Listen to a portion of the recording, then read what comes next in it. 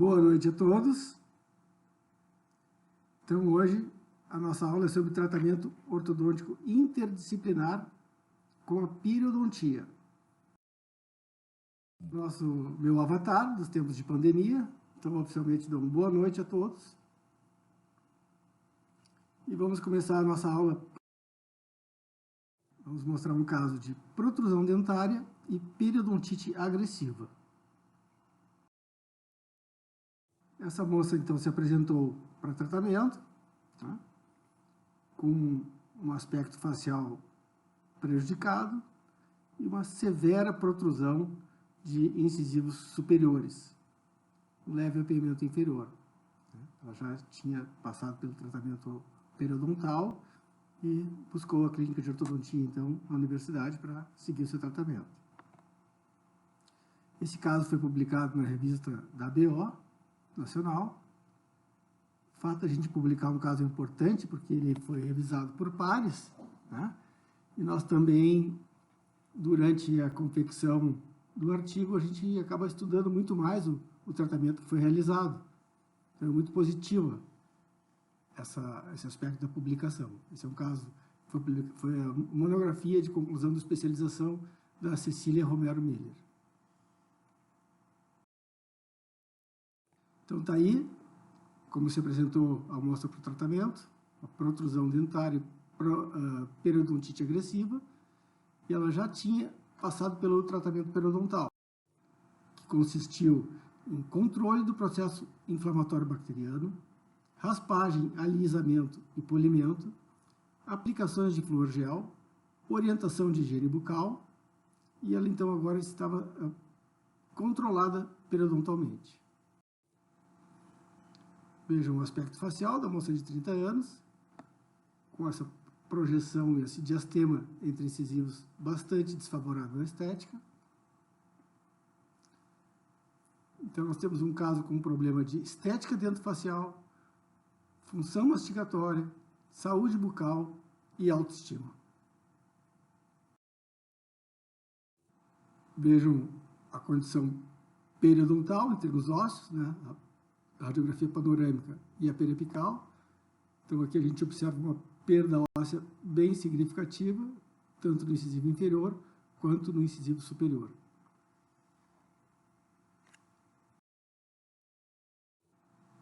Na análise de modelos, nós principalmente observamos o quê? Um overjet de 10 milímetros. Então, necessidade de posicionar melhor esse incisivo superior aí para uma condição mais adequada em termos de função e de estética. Do ponto de vista cefalométrico, nós observamos, então, o incisivo superior bastante projetado, certo? Uma relação de 34 graus e 11 milímetros, e o incisivo inferior relativamente bem posicionado. Qual seria o plano de tratamento para essa moça? O que a odontologia podia oferecer para ela? Restaurações, prótese fixa, extrações dos dentes comprometidos, reposição por implantes, ou uma prótese removível? O que vocês fariam? Vamos consultar a literatura. Na literatura nós observamos o quê? American Journal, 2018. Os parâmetros periodontais melhoraram ou permaneceram estáveis durante o tratamento ortodôntico em casos de pacientes com periodontite agressiva. Então, uma indicação que a gente poderia tratar essa paciente ortodonticamente. Novamente, Journal of Clinical Periodontology. O tratamento ortodôntico melhorou os parâmetros periodontais. Então, isso está jogando a responsabilidade para a ortodontia. Então, mais detalhes. Vejam aqui a projeção, protrusão dos incisivos superiores, perda óssea inferior e superior, os diastemas generalizados, uma paciente que passou por uma doença periodontal e está em controle. Desculpa que eu perdi um pouquinho tempo aqui. Então, do ponto de vista ortodôntico, nós temos um problema, certo? Quando a gente vai fazer uma movimentação ortodôntica, o centro de resistência ele está mais ou menos no centro de raiz, aqui essa parte está mergulhada no osso, certo? Porém, nesse caso, nós temos o quê? A quantidade de osso é bem menor, então o centro de resistência do dente ele vai lá para a apical, tanto no superior como no inferior, o que torna as coisas bastante difíceis. Pois qualquer força que eu aplicar na coroa, ela tem uma distância longa até o centro de resistência, e isso vai causar um momento. Né? A força, o momento é a tendência de giro. Então, qualquer força multiplicada pela distância, quanto maior a distância, maior a tendência de giro. Então, nós temos que realmente aplicar forças bem leves. No caso do inferior, se a gente fizer uma força aqui, no momento da intrusão, uma força para trás, né, do canino, nós vamos ter uma tendência de inclinar os incisivos para a lingual. Se essa força for na mesial do canino, a força vai incidir bem aqui no bracket, né? Então ela vai estar à frente do centro de resistência e vai tender a projetar os incisivos. Então são detalhes mecânicos que a ortodontia considera durante o plano de tratamento. O fato é que nós temos que nivelar essa curva de Spee. Quando eu falo de nivelar pontos de contato, certo? Vejo o ponto de contato do premolar em relação ao do canino. Esse canino está desnivelado. E aqui é o ponto de contato do incisivo lateral em relação ao ponto de contato do canino. Então, nós precisamos nivelar os pontos de contato. Como isso foi feito? Fizemos um diagrama para ilustrar. Isso poderia ser feito de diversas maneiras, né? Porque em ortodontia nós vamos ter que sempre lidar com sistemas de força. Eu vou apenas mostrar uma maneira bem simples e com bastante controle que a gente fez e utilizou nesse caso. Primeiramente, utilizamos fios coaxiais de aço. Né? Esses fios eles respeitaram a diferença de altura entre os grupos de dentes, incisivos, caninos e premolares, molares, certo? Dividimos em 3 segmentos e respeitamos essa diferença. A partir daí, continuamos com o nosso alinhamento, sem nivelar. Certo? E o alinhamento evoluiu para fios 0,16 de aço e logo a seguir o retangular 16 por 22. Ok? Então, nós trabalhamos até com uma espessura de 16, porque o slot do nosso aparelho era 22. Nós não queríamos força excessiva, queríamos forças leves. Então, trabalhamos com fios mais finos para não causar forças muito grandes. Os intervalos de ativação foram a cada 4 semanas. Então, nesse momento, o que foi necessário foi desfazer essa dobra, certo? Para começar o nivelamento. Quando eu desfizer essa dobra, a força passando aqui atrás do canino, sendo que o centro de resistência desses dentes está lá na frente, vai tender a retroinclinar os incisivos inferiores. Por que isso interessa? Bom, isso é uma condição que acontece e a gente identifica, e daí, mecanicamente, no plano de tratamento ortodôntico, nós vamos controlar. Mas o importante é que haverá uma tendência de giro dos incisivos para trás. Né? Então, aqui está sendo feita, desfazendo-se a dobra, e a primeira parte do nivelamento realizada. Aqui, nós vamos desfazer a dobra entre caninos e incisivos, para nivelar lá o ponto de contato do incisivo em relação ao ponto de contato do canino. Pois bem, o que acontece nesse sistema de forças? A força vai incidir principalmente aqui na vestibular do bracket, né? Então vai passando à frente do centro de resistência do grupo de dentes, então haverá uma tendência de giro para frente, uma projeção de incisivos inferiores. Se eu não quero que esses dentes sejam projetados, eu vou ter que, de alguma maneira, mecanicamente, controlar e evitar esta projeção. Tá? Mas a aula hoje não é exatamente sobre isso, né? Mas poderia, uma maneira seria colocar aqui no fio uma torção de tal forma que desse um torque resistente para evitar essa projeção. Então está desfeita a dobra e a arcada inferior está nivelada. Vejam a diferença e o efeito, né? Esse nivelamento. Então é um nivelamento de pontos de contato. Uma vez que eu nivelo o inferior, isso me permite então fazer a retração do superior. Novamente o diagrama. Então, montado o aparelho e passado o fio coaxial de aço. Poderia ser um termoativado, poderia ser várias opções nesse caso, né? Porque nós não temos aí tanto problema de projeção do dente. O importante é que sejam forças bem leves, em intervalos de 4 semanas.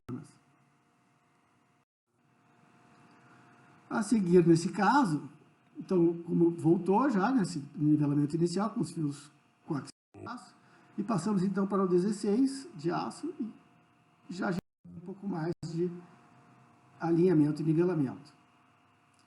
Então, vamos evoluir com o anterior, para um 16 por 22 de aço. Essa é uma preferência pessoal, né? Mas poderiam ser com outros tipos de fios. O fato é que o aço nos permite dobras e um controle de acordo com a nossa necessidade. Agora, então, chegou o momento de retrair os incisivos superiores. Para tanto, utilizamos um arco de fechamento de espaços, onde nós vamos ativar aqui através desse ômega, vamos puxar em relação ao tubo, e a alça aqui vai abrir a haste, né, as duas pernas, vamos dizer assim, da alça, e vai, então, retrair, vai sendo aplicada a força aqui para a retração dos incisivos superiores. Como puxando pelo ômega, a ativação é aqui no ômega, e acontece, então, a retração do incisivo superior. A partir daí, entramos com o fio de finalização, ainda 16 por 22, coordenação, individualização e remoção do aparelho. Aí está, então, no diagrama, a oclusão final. Tentando, então, fazer uma superposição da imagem com o dente real e a raiz dos dentes do diagrama, é mais ou menos isso que nós conseguimos.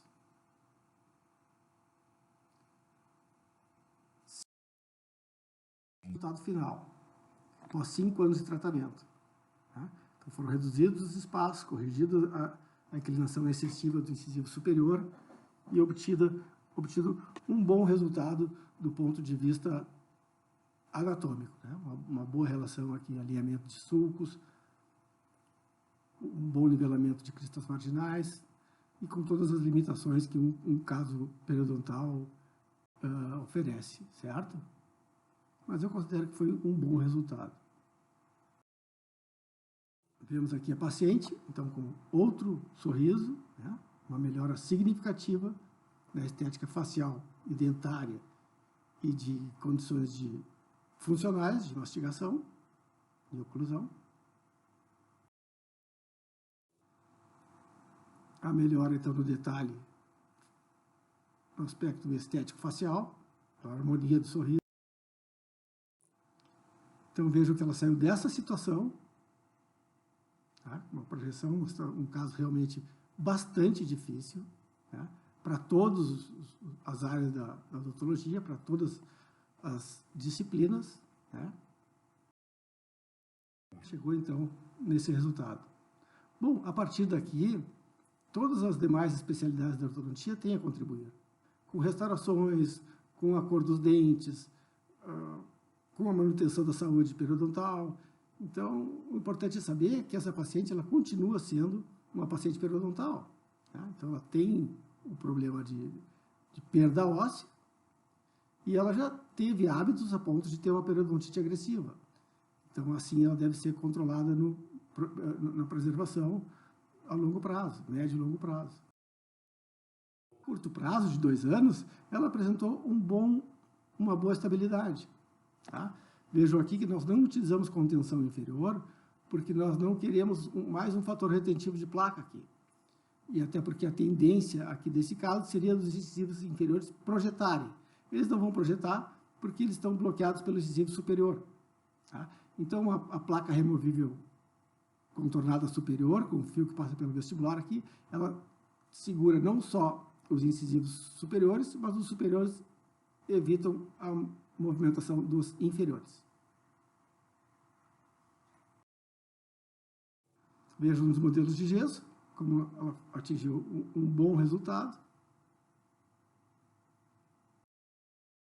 Cefalometricamente, nós vemos a redução significativa da protrusão aqui do incisivo superior o incisivo superior saiu, né, parou de influenciar o lábio inferior, de tal forma que ela voltou a ter um perfil harmônico. Em termos de valores cefalométricos, nós vemos que o incisivo superior, que estava em 34 graus e 11 milímetros, ele foi para 19 graus e 3 milímetros. Então, foi uma retração significativa, tá? De 15 graus aqui, ó, certo? E 8 milímetros, foi bastante. E durante isso, nós conseguimos manter o incisivo inferior, que estava em 33 graus, ficou em 34, estava em 9, ficou em 8. Então, o controle do incisivo inferior na nossa mecânica e a retração do incisivo superior. A superposição dos traçados, nós observamos o quê? A retração, então, aqui do incisivo superior, tá? E a melhora do perfil.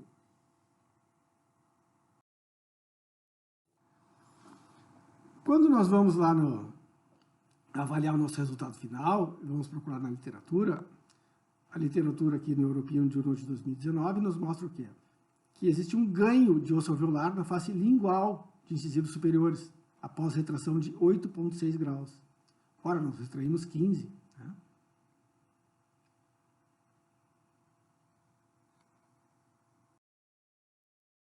Então, nós vamos ver aqui do ponto de vista nas radiografias. Tá? Eu observo aqui que não houve uma perda óssea maior. Tá? Nós temos que ver agora a quantidade e a inclinação dessas cristas ósseas. Mas eu também observo aqui um arredondamento aqui dos ápices dos incisivos superiores e inferiores. Então, vamos procurar na literatura o que nós temos sobre essa absorção radicular relacionada a essa retração muito grande dos incisivos superiores. Seria como uma cicatriz. O que nos diz a literatura? A reabsorção radicular, ela existe em grandes retrações de incisivos superiores, tá? Em pacientes com doença periodontal, e essa retração, em 81% dos dentes, ela é menor do que 2 milímetros. Então, é bem compatível com o nosso resultado. Então, nós estamos dentro dos parâmetros mundiais de observação. Temos que prever isso no nosso plano de tratamento. Aqui, ao final, ela no inicial, final e 2 anos após. Considero que foi um bom tratamento para essa moça, que deve continuar sendo preservada pelas condições periodontais, né, e pela possibilidade dela piorar os seus hábitos de higiene. Então, durante o tratamento ortodôntico, houve um controle rigoroso do biofilme bacteriano. As consultas de manutenção da saúde periodontal foram muito importantes. E, como conclusão, a correção ortodôntica melhorou a morfologia dos tecidos gengivais. E o resultado estético incentivou a paciente na promoção de sua saúde oral. Esse é um resumo bem limpo da aula que nós recém tivemos. O meu avatar dando, então, um obrigado a vocês e boa noite.